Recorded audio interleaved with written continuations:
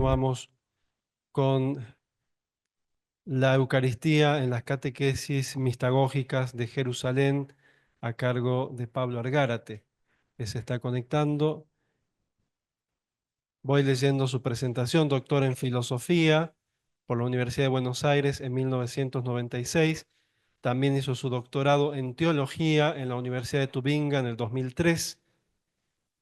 Estudios de culturas y lenguas cristianas orientales, entre las cuales se encuentran el etíope, copto, siríaco y armenio, en la Universidad de Tubinga.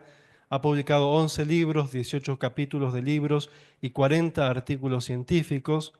Es titular de la Cátedra UNESCO de Diálogo Intercultural e Interreligioso para Europa Sudoriental, decano de la Facultad de Teología Católica de la Universidad de Graz, Austria, y director del Instituto de Teología Ecuménica, Ortodoxa, Oriental y Patrística. Anteriormente, Pablo fue profesor adjunto en las universidades de Paderborn y Tubinga y profesor de Patrística y Teología Histórica en la Universidad de Toronto, donde también fue director del programa de estudios cristianos orientales hasta 2011. Pablo, bienvenido y muchas gracias por tu presencia en estas jornadas. Muchas gracias, doy yo. Gracias por estar de nuevo en Salta, con vos, Marcelo, y el honor también de compartir esta mesa con el padre Hernán Giudice, que no lo conozco personalmente, pero su fama trasciende. Yo ya hace casi 30 años que estoy en Europa y siempre he escuchado hablar muy bien de él, y con el padre Edgardo Morales, gran amigo desde hace mucho tiempo. Muchísimas gracias de nuevo. Los saludo de aquí ya en la noche. Ustedes tienen el día. Y bueno, el tema que voy a proponer son las catequesis mistagógicas de San Cirilo de Jerusalén y tengo una presentación de PowerPoint. Marcelo, si la puedes mostrar.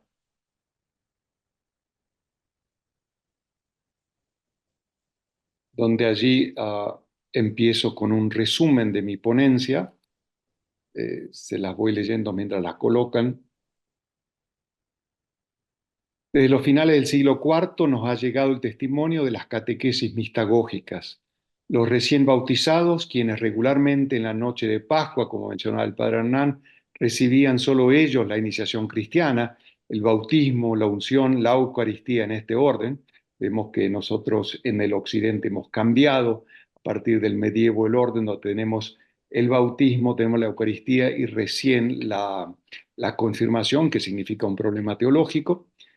En la semana posterior, después de ese bautismo en la noche de Pascua, eran instruidos por el obispo o un sacerdote delegado sobre el sentido de todos los ritos que experimentaron por vez primera y sin preaviso en aquella noche.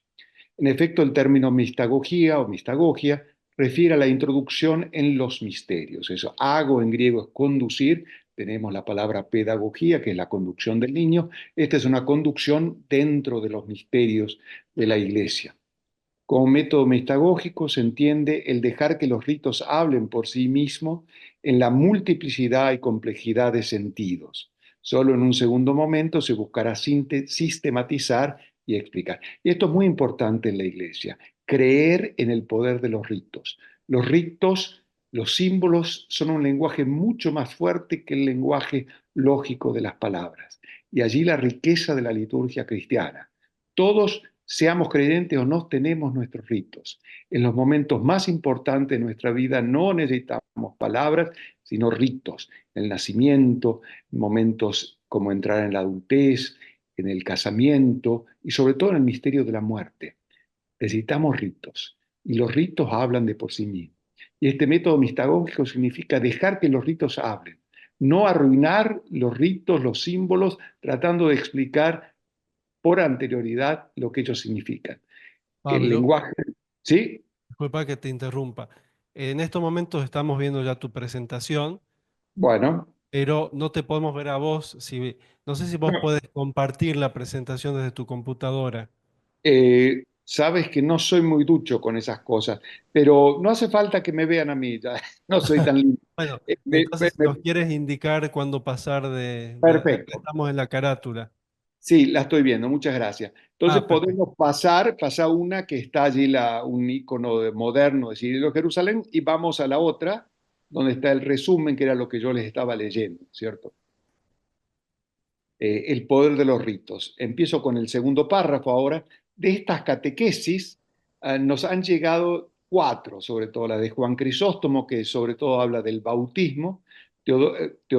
Juan Crisóstomo a finales, son todas a finales del siglo IV, Teodoro de Mopsuestia, puede ser a comienzo del siglo V, Ambrosio de Milán, finales del siglo IV, y también las referidas catequesis de Jerusalén, pronunciadas probablemente porque algunos discuten la autoría de Cirilo sobre estas catequesis en los años 380.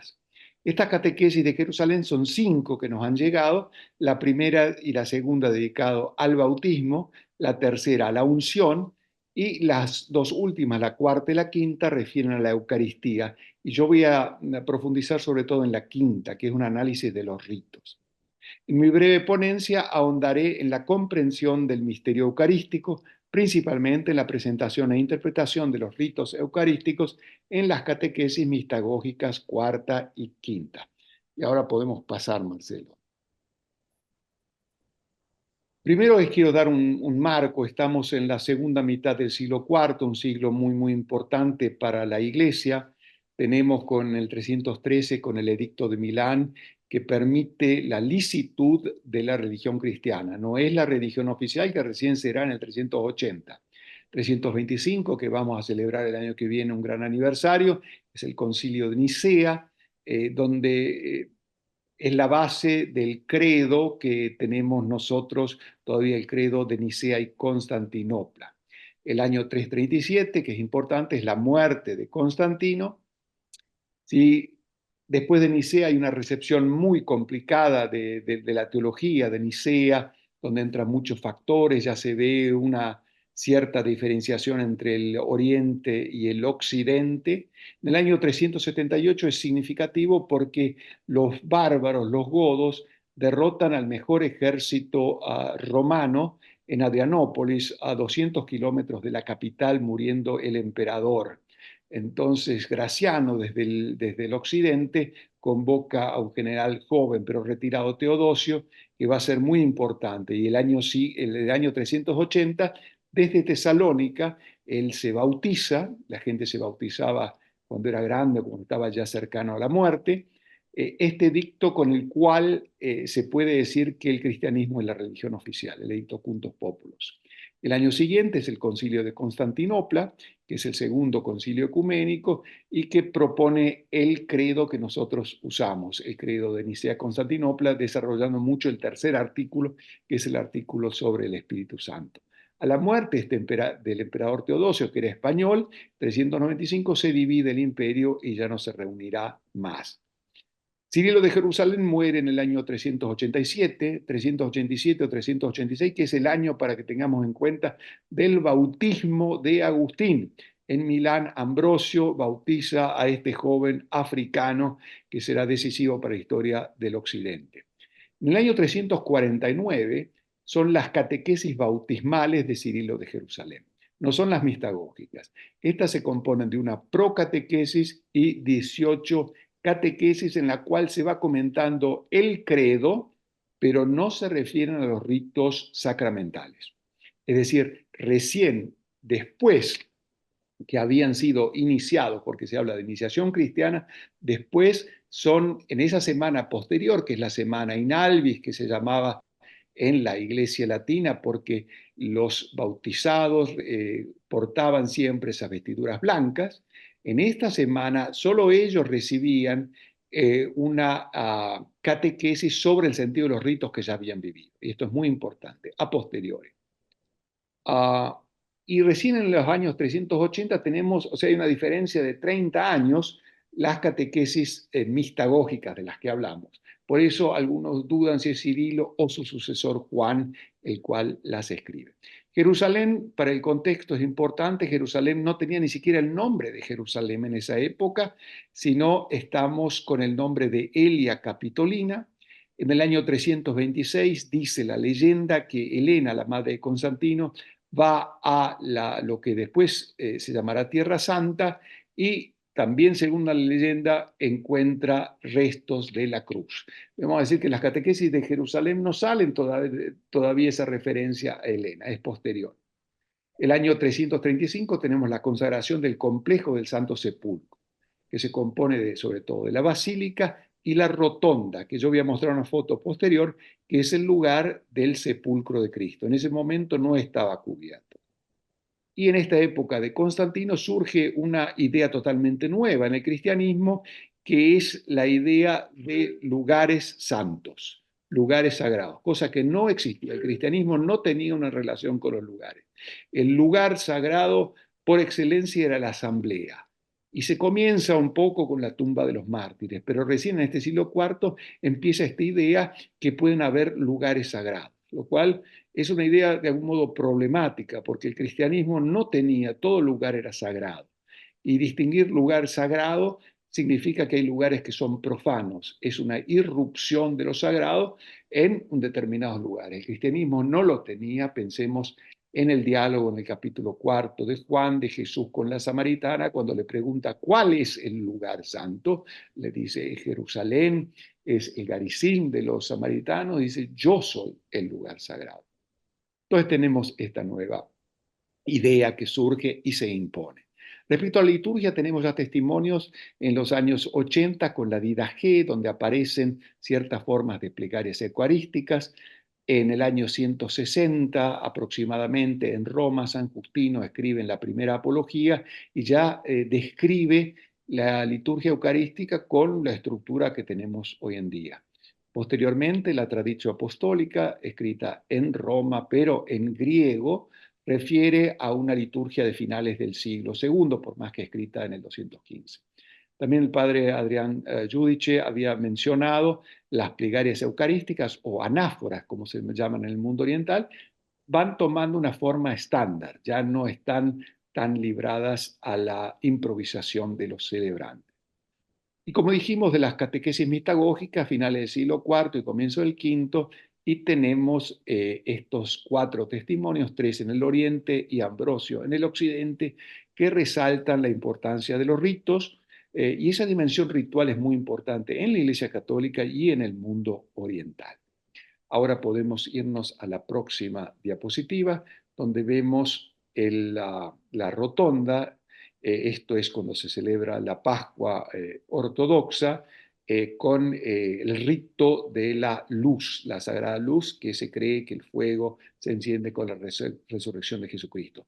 Importante es el edificio ese muy chiquito. Si algunos de ustedes han estado en Jerusalén, allí es el lugar que se ha construido sobre la tumba y el lugar de la resurrección de Jesucristo. Ahora nos movemos y alrededor este edificio redondo, por eso se llama rotonda, que está muy cerca de la basílica y a metros del Gólgota, el lugar donde estaba la cruz. Todo esto, con movimiento de tierra y con construcción, hizo que Constantino construyera este complejo del Santo Sepulcro, inaugurado en el año 335. Bueno, nos movemos. La próxima diapositiva. Bueno, ya he referido a la importancia de este fenómeno del catecumenado, porque desde el comienzo tenemos testimonios que los niños eran bautizados, pero en el siglo IV, por diversas razones, surge este fenómeno que adultos, muchos de ellos dejaban la iniciación cristiana, porque hablamos de iniciación, todos los ritos están unidos, o sea, el rito del bautismo, de la unción y de la Eucaristía, lo dejaban para una edad avanzada. Y el catecumenado significaba una larga preparación, por lo menos de 3 años, donde en una ceremonia pública el obispo inscribía los nombres de los candidatos. Candidato significa el que está en blanco, el que lleva estas vestiduras, una preparación para la iniciación cristiana que iba a tener lugar en la noche pascual. Y esta preparación era más intensa en el periodo de Cuaresma, donde estos candidatos, mujeres y hombres, recibían no solo las instrucciones, las catequesis, sino que recibían diversos ritos, entre ellos exorcismo.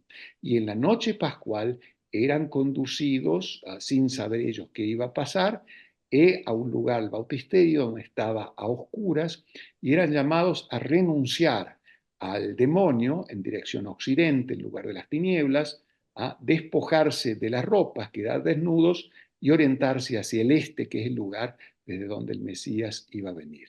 Luego eran introducidos en las aguas, se les preguntaban 3 veces: ¿crees en Dios nuestro Señor? Y eran sumergidos, ante la respuesta eran sumergidos. La segunda pregunta se refería a Jesucristo y eran sumergidos de nuevo. Y la tercera al Espíritu Santo y a la iglesia, y eran sumergidos. Inmediatamente después eran ungidos en todo el cuerpo con ese signo de que llegaban a ser otros Cristos, porque la palabra ungido y unción en griego significa Christos. O sea, el Christos es un ungido. Entonces, los cristianos participamos por esta unción en la unción de Jesucristo con el Espíritu Santo. Y después, posteriormente, eran llevados en procesión. Por primera vez podían participar en la segunda parte de la Eucaristía.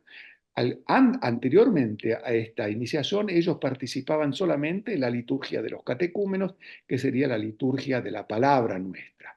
Y después eran llamados a dejar la sala, con un rito que todavía se conserva en la liturgia ortodoxa, cuando el diácono dice las puertas, cerrar las puertas, porque solamente aquellos bautizados pueden permanecer.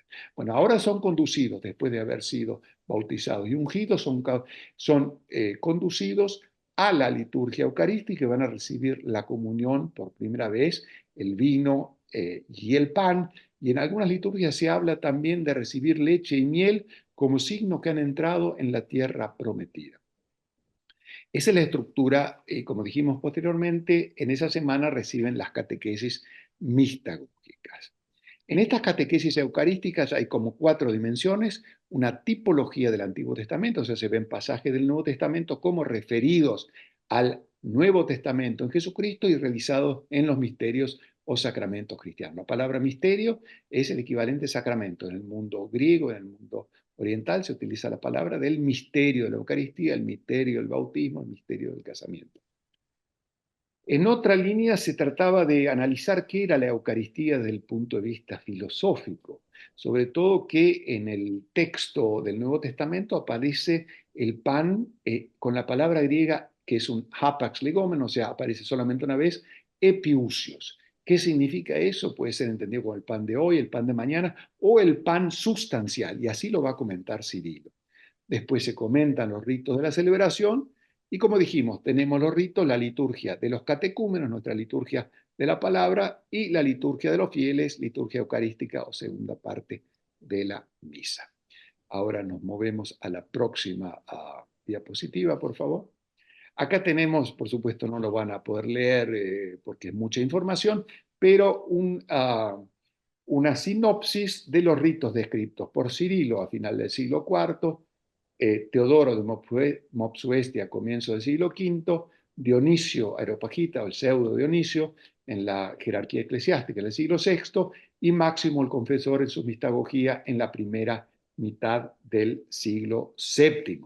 Vemos entonces, si ven en la columna de la izquierda, tenemos la liturgia de los catecúmenos, la liturgia de los fieles, tenemos la presentación y los ritos que vamos a ir comentando brevemente, porque no tenemos mucho tiempo. El lavatorio de las manos, el beso de la paz, el sursum corda, se quiere decir, elevemos el corazón, el diálogo entre el celebrante y la comunidad, la plegaria eucarística o anáfora, la epíclesis o invocación del Espíritu Santo, una oración de intercesión por los vivos y muertos, el Padre Nuestro. Después el rito de elevación de los dones consagrados, los santos, con la respuesta: uno solo es santo, Jesucristo. Y finalmente la comunión. Como el tiempo avanza, nos movemos a la próxima, Padre Marcelo, por favor. Tenemos el lavado de las manos, que es entendida en el signo de purificar nuestras acciones, un signo, las manos como un signo de todo lo que hacemos. Entonces, el lavado de las manos del sacerdote pasa a simbolizar ese rito que para ofrecer el sacrificio tenemos que lavarnos enteramente. Después tenemos el beso de la paz. En este momento hay que pensar que en las liturgias antiguas, como todavía en algunas liturgias orientales, los hombres se sientan a la izquierda o están parados muchas veces y las mujeres a la izquierda. Y este beso simboliza la unión del espíritu. Después tenemos ese diálogo que nosotros todavía conservamos, el Señor esté con vosotros y con tu espíritu, elevemos el corazón, lo tenemos levantado hacia el Señor, demos gracias al Señor, nuestro Dios es justo y necesario.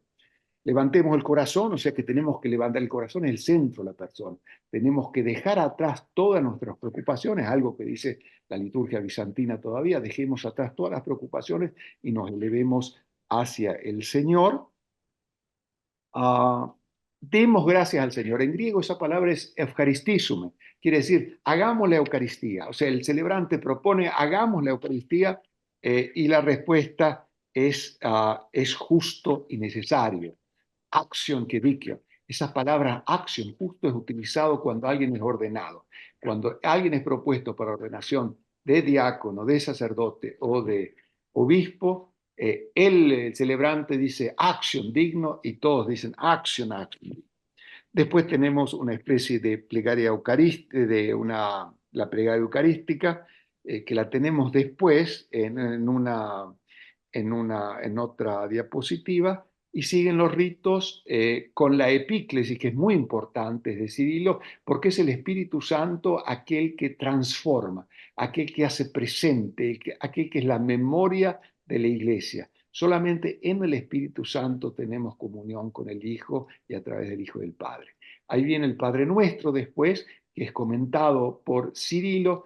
Importante es aquí el lugar que tiene dentro de la celebración del Padre Nuestro, que es sobre todo la reconciliación. Es el momento que pedimos reconciliarnos con los hermanos como condición sine qua non para participar en la Eucaristía. Después se elevan los dones ya consagrados y se dice lo santo a lo santo. Tahagia tisagis. Y la respuesta es uno solo es santo, uno solo Señor Jesucristo. Se va en procesión cantando del Salmo, Gustad y ved qué bueno es el Señor, y después se recibe la comunión con el pan y con el cáliz, y la despedida que invita a transformar nuestra vida cotidiana en una Eucaristía. Como digo, tenemos que correr por el tiempo. Si mostramos otra diapositiva, aquí tenemos lo que nosotros llamaríamos el prefacio del santo. No tenemos tiempo, pero es muy, muy, muy hermoso este texto. Y nos movemos a la siguiente, donde ya tenemos la preparación para la comunión. Y lo leemos acá. Estoy citando de la Catequesis Mitagógica Quinta. Al acercarte, no vayas con las palmas, no palmas, de las manos extendidas, ni con los dedos separados, sino haz con la mano izquierda un trono, puesto debajo de la derecha, es como hoy día volvemos a comulgar, como que está a punto de recibir al Rey. Y recibe el cuerpo de Cristo en el hueco de la mano, diciendo amén. Después de santificar tus ojos al sentir el contacto con el cuerpo santo, es decir, que se tocaban con el pan consagrado, se tocaban los ojos, recíbelo seguro con cuidado de no perder nada del mismo. Pues si se te cayera algo, está claro que es como si hubiera sufrido la pérdida de un miembro tuyo. Y dime, si alguien te diera unas virutas de oro, ¿no las guardarías con todo esmero, decidido no perder nada de ellas y tener que soportar la pérdida? Y no habrá que poner mucho más empeño en que no se te caiga en una migaja que es más valiosa que el oro y las piedras preciosas. O sea, ese contacto con el pan en los órganos nuestros. Ahora veamos la próxima diapositiva, la comunión con la sangre de Cristo. Después que has participado del cuerpo de Cristo, acércate también al cáliz de la sangre. No extiendas las manos, sino inclinado y en actitud de adoración y veneración, di el amén y santifícate tomando también la sangre de Cristo. Cuando aún tiene tus labios húmedos, acariciándolos suavemente, santifica los ojos, es decir, con la sangre de Cristo en los labios nos tocamos los ojos y los otros sentidos para que nos purifique. Luego, mientras esperas la plegaria de bendición, da gracias a Dios que te consideró digno de tan grandes misterios.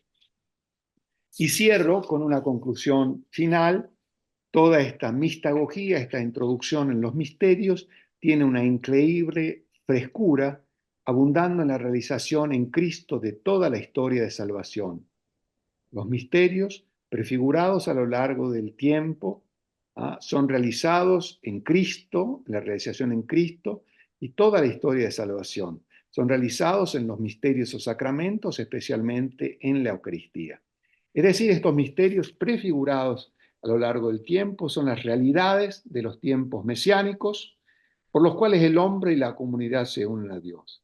Vemos presentes en esta obra del siglo IV ya todos los elementos de nuestra celebración eucarística. Es atrapante, fascinante al mismo tiempo la simplicidad y el candor de este comentario y de la liturgia misma. Les agradezco mucho la atención.